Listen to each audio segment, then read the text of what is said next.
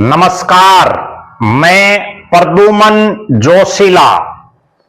गुजरात में कांग्रेस पार्टी के राष्ट्रीय महाधिवेशन के बाद पूरे देश की इस चीज पर चर्चाएं थी कि राहुल गांधी से लेकर के मल्लिकार्जुन खड़गे और कांग्रेस पार्टी के बहुत से नेताओं ने जो बात कही थी कि अब कांग्रेस में आमूल चूल परिवर्तन करने की जरूरत है। और राहुल गांधी ने तो यहां तक कहा था कि मैदानी घोड़े जो हैं और दरबारी घोड़े हैं उनमें परख करने की जरूरत है। गुजरात अधिवेशन के बाद तुरंत बाद पहला एक्शन अगर किसी पर हुआ तो वो हुआ हरियाणा के एक नेता पर। अजय की कप्तानी छीन ली कांग्रेस ने। आपने बिल्कुल सही सुना, अजय की कप्तानी छीन ली कांग्रेस ने। विस्तार से आगे मैं आपको बताऊंगा। उससे पहले आप सभी दर्शकों से यह अनुरोध है कि वीडियो को ज्यादा से ज्यादा शेयर करें, वीडियो पर कमेंट अवश्य करें, YouTube पर हमारे चैनल को सब्सक्राइब अवश्य करें, बेल आइकन घंटी का बटन जरूर दबाएं, YouTube पर हमारे चैनल को ज्वाइन अवश्य करें ताकि आपका हमें सहयोग मिलता रहे। देश प्रदेश से संबंधित कोई भी मुद्दा आपके दिमाग में हो वो भी आप हम तक साझा कर सकते हैं। एक विशेष बात जो हमने खास मुहिम चलाई हुई है, जो भी दर्शक हमारे वीडियो को ज्यादा से ज्यादा शेयर करेगा, जो भी दर्शक हमारे वीडियो को ज्यादा से ज्यादा व्हाट्सएप ग्रुपों में अपने तमाम साथियों तक, सोशल मीडिया के विभिन्न प्लेटफॉर्मों पर शेयर करेगा, कमेंट करेगा, उसका नाम हम अपने वीडियो में लेंगे ताकि उस दर्शक का भी प्रचार प्रसार हो सके। और उसके लिए आपको केवल करना इतना है कि वीडियो को ज्यादा से ज्यादा शेयर करके उसका स्क्रीनशॉट लेके मेरे मोबाइल नंबर 94 166 74 472 94166 74472 पर आप व्हाट्सएप कर दें। अब मैं जो आपको बता रहा हूं, हरियाणा के अजय की कप्तानी छीन ली राहुल गांधी, मल्लिकार्जुन खड़गे और कांग्रेस पार्टी के शीर्ष नेतृत्व ने। जी हां, हरियाणा प्रदेश के पूर्व मंत्री, 6 बार के विधायक रेवाड़ी के कैप्टन अजय सिंह यादव को कांग्रेस पार्टी ने बहुत बड़ा पद देने का काम किया था।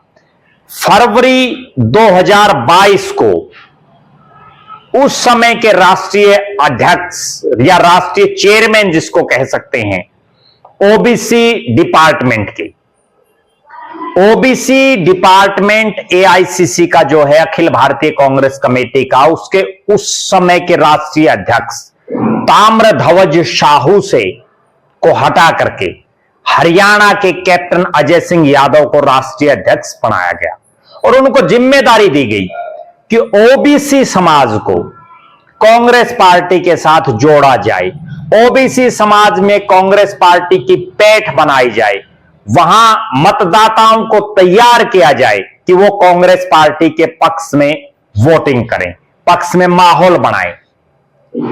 कैप्टन अजय सिंह यादव 3 साल से ज्यादा समय इस पद पर रहे और गुजरात में कांग्रेस के महाधिवेशन के बाद पहला पद अगर किसी का छीना गया तो वो छीना गया हरियाणा के इस नेता कैप्टन अजय सिंह यादव का। भारतीय सेना में कैप्टन रहे और अब कांग्रेस ने उनकी कैप्टनशिप छीन ली है। कैप्टनशिप का मीन्स यहां ये है, भारतीय सेना में तो वो कैप्टन रहे, लेकिन यहां जिस ओबीसी डिपार्टमेंट के वो कैप्टन थे, जिसका चेयरमैन उनको बनाया गया, वो कैप्टनशिप, ओबीसी डिपार्टमेंट की कैप्टनशिप उनसे कांग्रेस ने छीन ली और उनकी जगह बनाया डॉक्टर अनिल, जय हिंद कह लीजिए, डॉक्टर अनिल यादव को, जो बिहार से आते हैं। अभी बिहार में चुनाव है और भारतीय जनता पार्टी भी बिहार पर विशेष ध्यान दिए हुए है। इसी तरह से कांग्रेस ने भी एक बड़ा दांव खेल दिया है बिहार चुनाव के मद्देनजर। कैप्टन अजय सिंह यादव को पद से हटाते ही उन्होंने तुरंत सोशल मीडिया पर रिएक्शन किया उस पर भी हम आगे आएंगे। उससे पहले मैं आपको बता देता हूं, कैप्टन अजय सिंह यादव अहिरवाल की राजनीति का रेवाड़ी क्षेत्र का एक बड़ा चेहरा है। पूरे अहिरवाल में तो उनकी विशेष पैठ नहीं है, लेकिन रेवाड़ी में उनका एक विशेष प्रभाव रहा है। 6 बार वो विधायक रही हैं कैप्टन अजय सिंह यादव, और 6 के 6 बार लगातार विधायक रहे। अपने आप में एक बहुत बड़ा रिकॉर्ड है। कैप्टन अजय सिंह यादव का जन्म 2 नवंबर 1958 को सहारनवास गांव है, रेवाड़ी में सहारनवास गांव में हुआ। इनके पिता राव अभय सिंह एक राजनेता थे और वो खुद विधायक रहे। बड़ा नाम था उनका इस रेवाड़ी के क्षेत्र में। कैप्टन अजय सिंह यादव फिर भारतीय सेना में शामिल हो गए। भारतीय सेना उन्होंने ज्वाइन की, कैप्टन रहे सेना में, और उसके बाद पूरे देश में एक उपचुनाव चर्चित हुआ था। और वो उपचुनाव इसलिए हुआ था कि जल योद्धा के नाम से जिसको पूरे अहिरवाल में जाना जाता है, रघु यादव, वो अपने पूरे राजनीतिक जीवन में उन्होंने अनगिनत चुनाव लड़े, लेकिन जिंदगी में एक ही बार वो विधायक बने 1987 में चौधरी देवीलाल के आंधी में। और उसके बाद और उससे पहले उन्होंने बहुत चुनाव लड़े, लेकिन कभी उनका खाता नहीं खुल पाया जीत का। रघु यादव ने इस्तीफा दे दिया था और फिर 1989 में इसी रेवाड़ी की सीट पर, रेवाड़ी शहर जिसको कहते हैं, इस सीट पर एक उपचुनाव होता है। कैप्टन अजय सिंह यादव जो राव अभय सिंह के बेटे हैं, अपनी जिंदगी का पहला चुनाव उपचुनाव के तौर पर लड़ते हैं और हराते हैं अहिरवाल के बहुत बड़े दिग्गज अजीत सिंह को। इसके बाद कैप्टन अजय सिंह यादव उल्टा मुड़ करके नहीं देखते। 1989 में उपचुनाव जीतते हैं, 1991 में कांग्रेस से जीतते हैं। और उनकी एक बड़ी खास बात यह है कि उन्होंने अपनी राजनीति कांग्रेस से की और जितने चुनाव लड़े, हारे, जीते, वो कांग्रेस में रहे। आज तक भी वो कांग्रेस में, उनके मनमुटाव बहुत बार हुए, उस पर भी हम चर्चा करेंगे। फिर वो 1991 में जीते, 1996 में जीते, 2000 में जीते, 2005 में जीते, 2009 में जीते। 2009 के बाद कैप्टन अजय सिंह यादव ने 2014 का चुनाव लड़ा, बुरी तरह से हारे, अपने राजनीतिक जीवन में पहली बार हारे और तीसरे नंबर पर रहे।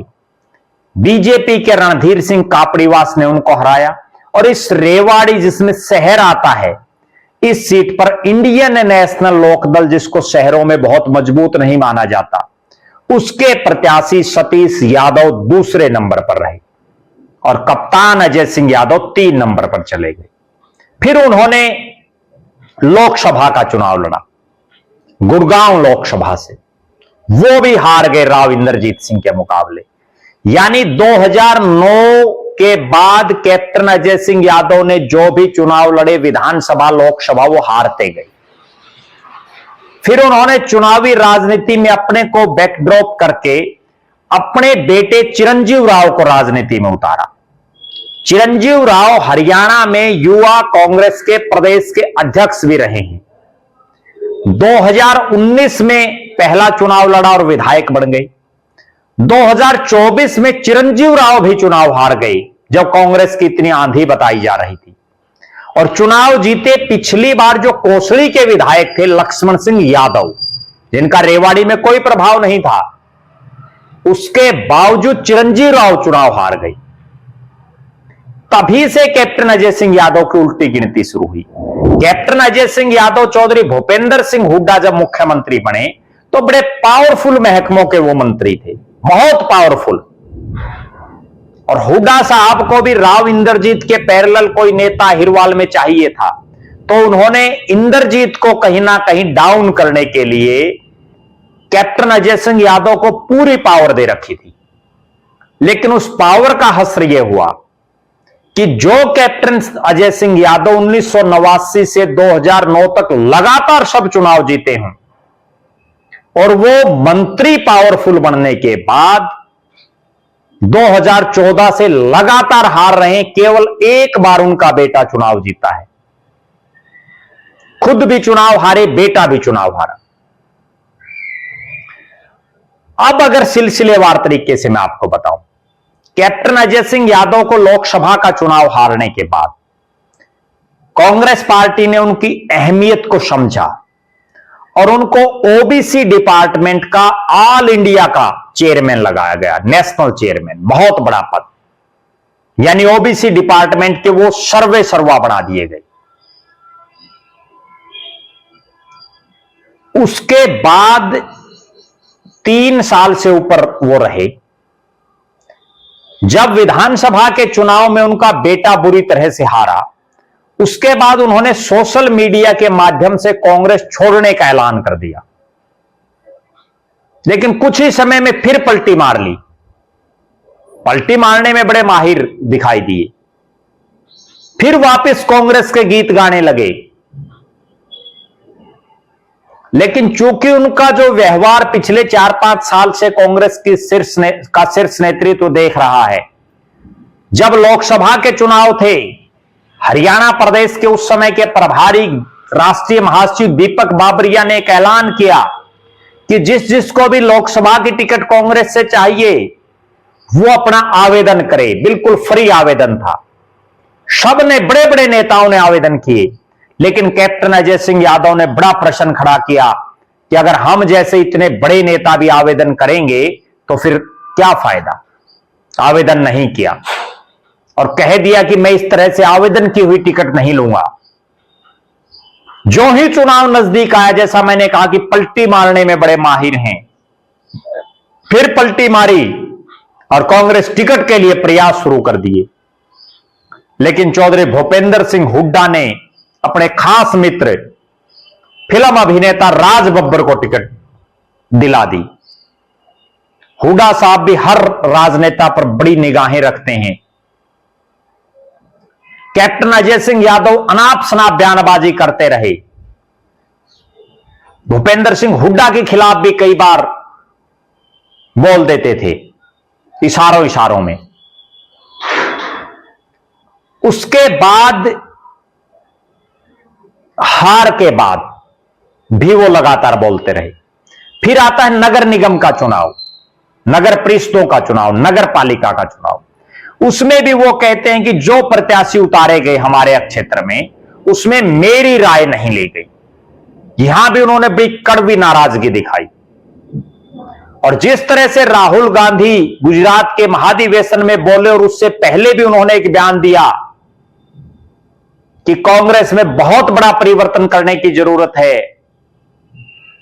ये सब जो वाक्य थे कैप्टन अजय सिंह यादव के, कभी वो लोकसभा टिकट वितरण पर, आवेदन पर प्रश्न उठाते हैं, कभी नगर निकायों में प्रश्न उठाते हैं, कभी हार पर इस्तीफे का ढोंग करते हैं और फिर रिवर्स गियर कर देते हैं, वापस ले लेते हैं। अब एक बार फिर से कैप्टन अजय सिंह यादव को जो ही हटाया गया, तुरंत उनकी प्रतिक्रिया आई कि वो एक प्रेस कॉन्फ्रेंस के सोशल मीडिया के माध्यम से, कि वो एक प्रेस कॉन्फ्रेंस करके इस पूरे घटनाक्रम के बारे में बताएंगे। लेकिन मुझे नहीं लगता कि वो करेंगे। वो फिर भी पलटी मार सकते हैं, कोई बहुत बड़ी बात नहीं है।